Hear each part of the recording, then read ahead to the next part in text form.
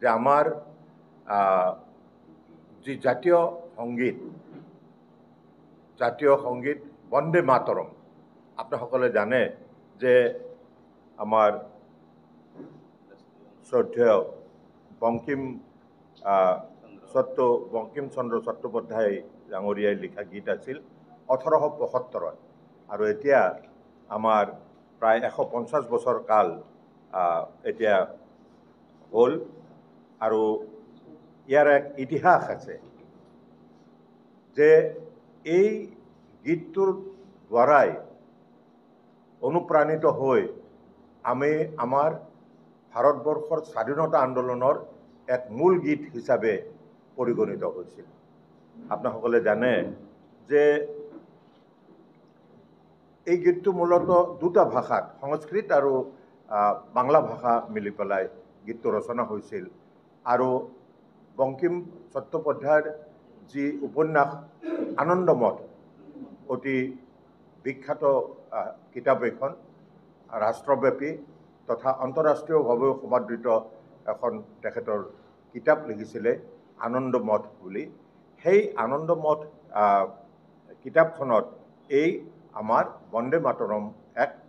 অংগ আছিলে আৰু সেই কিতাপখনতে প্ৰথম উল্লেখ হৈছিলে আৰু আমাৰ যেতিয়া 1905 চনত আপোনাসকলে জানে যে বংগভংগ সেই সময়ত ব্ৰিটিছ চৰকাৰে বংগৰ দেশখনক দুভাগ কৰি পূৰ্ববংগ আৰু পশ্চিমবংগ দুখন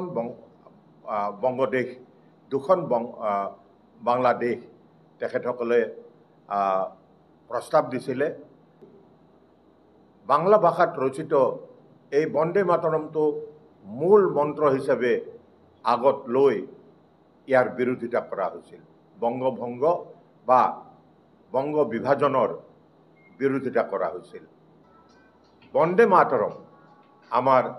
জাতীয় সংগীত ৰাষ্ট্ৰীয় সংগীত হিচাপে যেতিয়া তাক অনা হৈছিলে সেই সময়তে তেতিয়া আমাৰ মাত্ৰ এটাই মাত্ৰ আমাৰ দল আছিলে। সেই সময়ত এতিয়া নিচিনাকৈ বিভিন্ন ৰাজনৈতিক দল নাছিল আৰু ব্ৰিটিছ শাসনৰ বিৰুদ্ধে যুঁজিবৰ কাৰণে মহাত্মা গান্ধীয়ে তথা আৰু অন্যান্য মনীষীসকলৰ নেতৃত্বত ভাৰতীয় জাতীয় কংগ্ৰেছে এই স্বাধীনতা আন্দোলনৰ নেতৃত্ব লৈছিল আৰু সেই স্বাধীনতা আন্দোলনৰ নেতৃত্ব লোৱাৰ সময়তো এই বন্দে মাতৰম গীতটিয়ে প্ৰাধান্য লাভ কৰিছিল আৰু এই গীতটোৰ পৰা অনুপ্ৰাণিত হৈ আমাৰ সমগ্ৰ ভাৰতবৰ্ষৰ জনসাধাৰণে ভাৰতবৰ্ষৰ স্বাধীনতাৰ আন্দোলন স্বতন্ত্ৰতা সংগ্ৰামত নামি পৰিছিলে আৰু সেই সময়ৰ যি ভাৰতীয় জাতীয় কংগ্ৰেছ সেই ভাৰতীয় জাতীয় কংগ্ৰেছৰ সকলোবোৰ অধিৱেশনতে এই বন্দে মাতৰম গীতটো গোৱা হয়। কিন্তু যেতিয়া মৌলানা মোহাম্মদ আলী ভাৰতীয় জাতীয় কংগ্ৰেছৰ সভাপতি আছিল, 1923 চনত কংগ্ৰেছৰ অধিৱেশন হৈছিল কাকিনাডা বৰ্তমান অন্ধ্ৰপ্ৰদেশত আৰু সেই কাকিনাডাত হোৱা অধিৱেশনত মৌলানা মোহাম্মদ আলী তেওঁ সভাপতিৰ আসনৰ পৰা উঠি গৈছিলে আৰু এই গীতটো গ্ৰহণ কৰা নাছিলে আৰু তাৰ পিছতে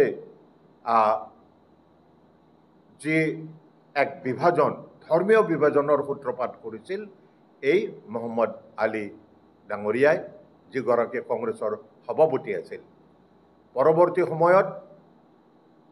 হয়তো এইটোতে কংগ্ৰেছ বিভাজন হোৱাৰ প্ৰয়োজন আছিলে কিন্তু পৰৱৰ্তী সময়ত পণ্ডিত জৱাহৰলাল নেহৰুকে আদি কৰি কিছু নেতাই সেই সময়ৰ যি নেতৃত্ব সেই নেতৃত্বক তেওঁলোকে পতিয়ন নিয়াইছিল যে আমি পৰৱৰ্তী সময়ত আমি এই গীতটো আমি নেশ্যনেল এন্থেম হিচাপে ভাৰতবৰ্ষ স্বাধীন হ'লে আমি ইয়াক ৰাষ্ট্ৰীয় সংগীত হিচাপে আমি ইয়াক নাগাওঁ আৰু আমি ৰাষ্ট্ৰগান নেশ্যনেল এন্থেম হ'লগৈ পৰৱৰ্তী সময়ত জনগণ জনগণমন আৰু পৰৱৰ্তী সময়ত বন্দে মাতৰক আমি জাতীয় গীত হিচাপে আমি ৰখা হ'ল আৰু পৰৱৰ্তী সময়ত জানে ভাৰতবৰ্ষ স্বাধীন হৈ ভাৰতবৰ্ষ বিভাজন হ'ল ভাৰত আৰু পাকিস্তান হ'ল আৰু তাৰ পিছত ভাৰতবৰ্ষৰ যিটো আমাৰ ৰাষ্ট্ৰীয় সংগীত সেই ৰাষ্ট্ৰীয় সংগীত জনগণমন কিন্তু আমাৰ বন্দে মাতৰম আমাৰ পূৰ্বৰে পৰা আজিলৈকে এতিয়ালৈকে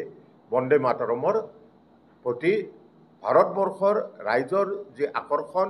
ভাৰতবৰ্ষৰ ৰাইজৰ যি আন্তৰিক আবেদন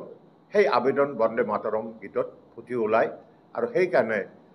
এই বন্দে মাতৰমটো আমি জাতীয় সংগীত হিচাপে সদায় পৰিৱেশন কৰি আহিছোঁ গাই আহিছোঁ আৰু এইটোৱে হৈছে মূলতঃ আমাৰ বন্দে মাতৰমৰ 150 বছৰীয়া ইতিহাস